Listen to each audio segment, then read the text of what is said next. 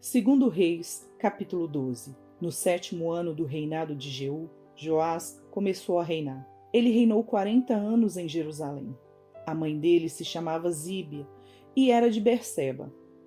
Joás fez o que era reto aos olhos do Senhor, todos os dias em que o sacerdote Joiada o dirigia. Apenas os lugares altos não foram tirados, e o povo ainda sacrificava e queimava incenso nesses altos.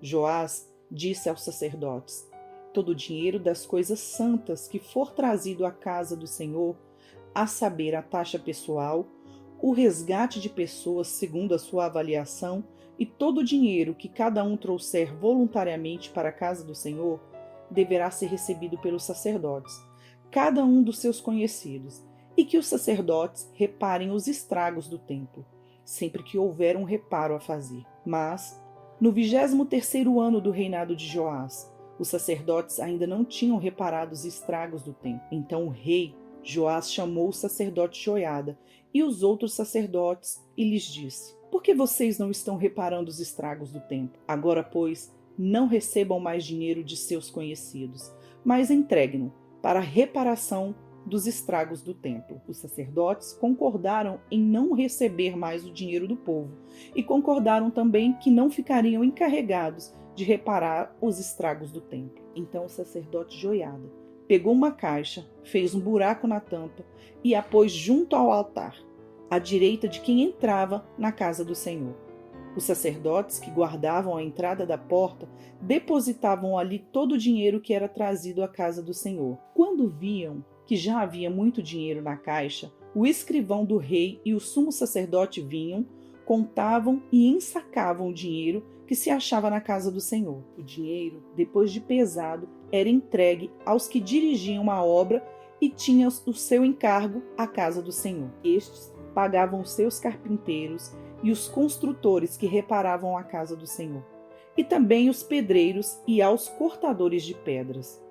Também compravam madeira e pedras lavradas para repararem os estragos da casa do Senhor, e custeavam todo o necessário para a conservação da casa do Senhor. Mas, do dinheiro que era trazido à casa do Senhor, não se faziam nem taças de prata, nem apagadores, nem bacias, nem trombetas, nem qualquer outro vaso de ouro ou de prata para a casa do Senhor, porque davam o dinheiro aos que dirigiam a obra e reparavam com ele a casa do Senhor. Também não pediam contas aos homens cujas mãos entregavam aquele dinheiro, para o dar aos que faziam a obra, porque eram honestos. Mas o dinheiro de oferta pela culpa e o dinheiro de oferta pelos pecados não era trazido à casa do Senhor, ficava para os sacerdotes. Nessa época, Hazael, rei da Síria, atacou e conquistou a cidade de Gate.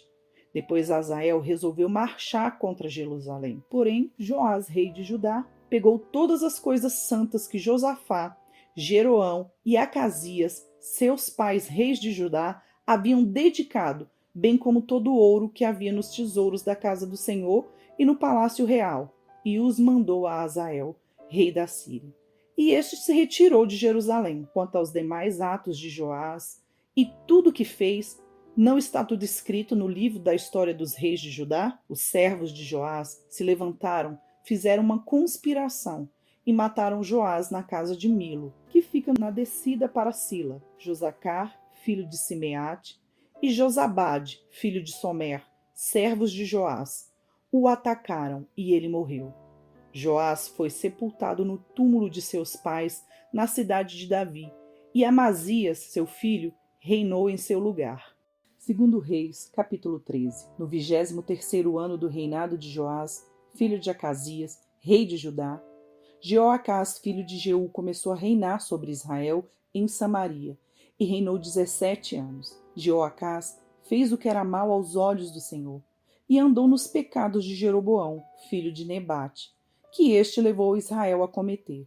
Não se afastou deles. Por isso, a ira do Senhor se acendeu contra Israel, e ele os entregou nas mãos de Hazael, rei da Síria, e nas mãos de Ben-Hadad, filho de Hazael, todos aqueles dias. Porém, Jeoacás fez súplicas diante do Senhor, e o Senhor o ouviu, pois viu a opressão com que o rei da Síria atormentava Israel. O Senhor deu um salvador a Israel, de modo que os filhos de Israel se livraram do poder dos sírios e puderam morar de novo em suas casas, como antes. Contudo, não se afastaram dos pecados da casa de Jeroboão, que este levou Israel a cometer, mas andaram neles, e também o poste da deusa Será permaneceu em Samaria. Do exército de Jeoacás só restaram 50 cavalheiros, 10 carros de guerra e 10.000 soldados de infantaria, porque o rei da Síria havia destruído os demais, reduzindo-os a pó. Quanto aos demais atos de Jeoacás, a tudo que fez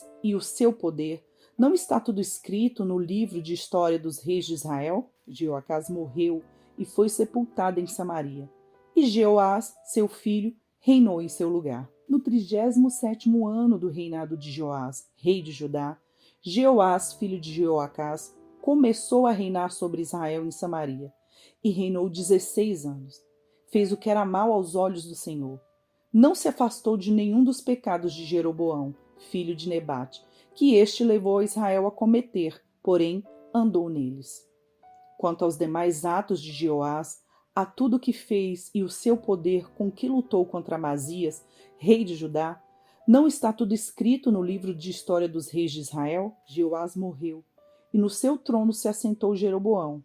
Jeoás foi sepultado em Samaria, junto aos reis de Israel. Quando Eliseu estava sofrendo da enfermidade, da qual viria a morrer, Jeoás, rei de Israel, foi visitá-lo.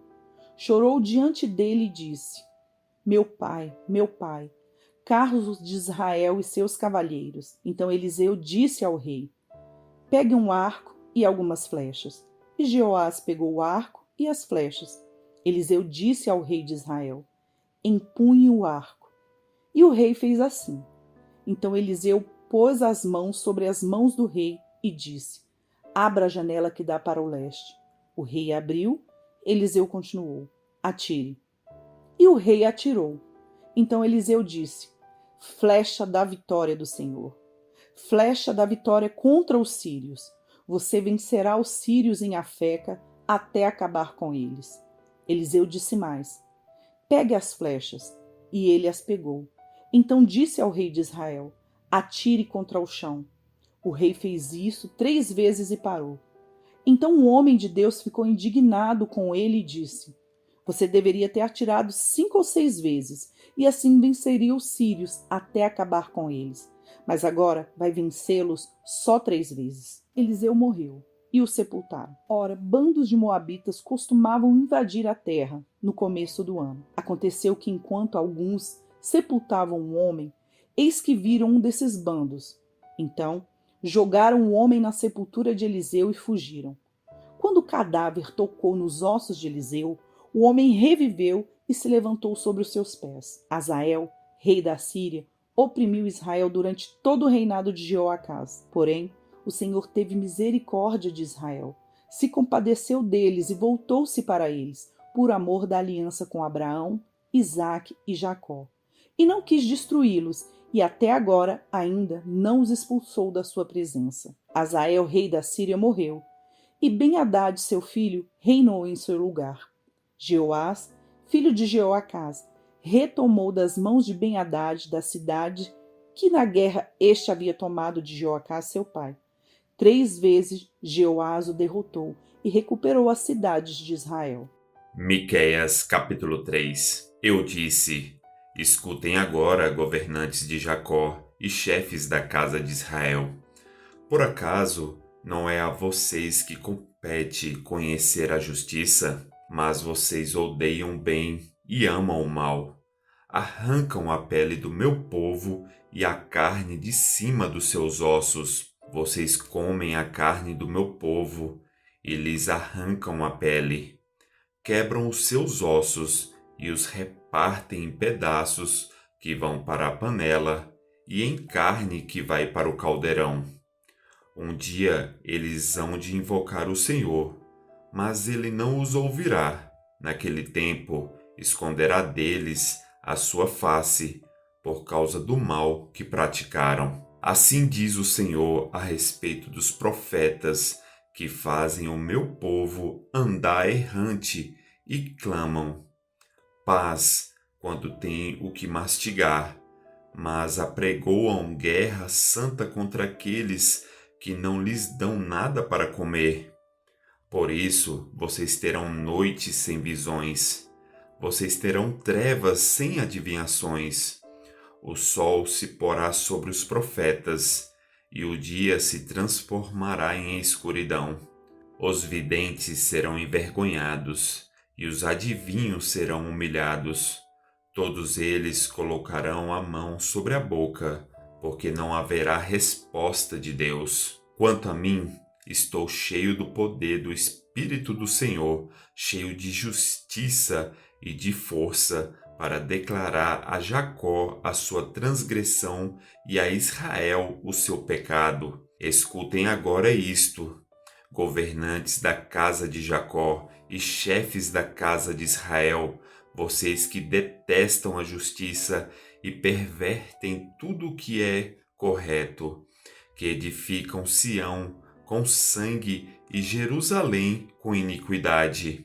Os seus cabeças dão as sentenças por suborno, os seus sacerdotes ensinam por interesse, e os seus profetas adivinham por dinheiro. E ainda se apoiam no Senhor, dizendo: não está o Senhor no meio de nós? Nenhum mal nos sobrevirá. Portanto, por causa de vocês, Sião será lavrada como um campo, e Jerusalém se tornará um montão de ruínas, e o monte do templo numa colina coberta de mato. Primeira carta aos Coríntios, capítulo 16. Quanto à coleta para os santos, façam também vocês como ordenei às igrejas da Galácia. No primeiro dia da semana, cada um de vocês separe uma quantia, conforme a sua prosperidade, e vá juntando, para que não seja necessário fazer coletas quando eu for. E, quando eu estiver chegando, enviarei com cartas aqueles que vocês aprovarem, para que levem a oferta de vocês a Jerusalém. Se for conveniente que eu também vá, eles irão comigo. Irei visitar vocês por ocasião da minha passagem pela Macedônia, porque devo passar pela Macedônia. E bem pode ser que eu me demore ou mesmo passe o inverno com vocês, para que vocês me encaminhem nas viagens que eu tenha de fazer. Porque não quero agora ver vocês apenas de passagem, pois espero permanecer algum tempo com vocês, se o Senhor o permitir. Mas ficarei em Éfeso até o Pentecostes, porque uma porta grande e oportuna para o trabalho se abriu para mim, e há muitos adversários. E se Timóteo for, façam tudo para que não tenha nada a temer enquanto estiver entre vocês, porque trabalha na obra do Senhor, como também eu. Portanto, que ninguém o despreze. Ajudem-no a continuar a viagem em paz, para que venha até aqui, visto que o espero como os irmãos. Quanto ao irmão Apolo, muito lhe tenho recomendado que fosse visitar vocês em companhia dos irmãos, mas ele não quis de jeito nenhum ir agora. Irá, porém, quando tiver oportunidade. Fiquem alertas, permaneçam firmes na fé, mostrem coragem, sejam fortes, façam todas as coisas com amor. E agora, irmãos, eu peço a vocês o seguinte: os membros da casa de Estéfanas são as primícias da Acaia, e eles se consagram ao serviço dos santos. Portanto, sujeitem-se às pessoas como eles, bem como a todo aquele que é cooperador e obreiro. Alegro-me com a vinda de Estéfanas, de Fortunato e de Acácio, porque eles supriram o que faltava da parte de vocês, porque trouxeram refrigério ao meu espírito, e ao de vocês também. Deem o devido reconhecimento a homens como esses. As igrejas da província da Ásia mandam saudações. Também Áquila e Priscila mandam cordiais saudações no Senhor, juntamente com a igreja que se reúne na casa deles. Todos os irmãos mandam saudações. Saúdem uns aos outros com um beijo santo. Eu, Paulo, escrevo a saudação de próprio punho. Se alguém não ama o Senhor, seja anátema.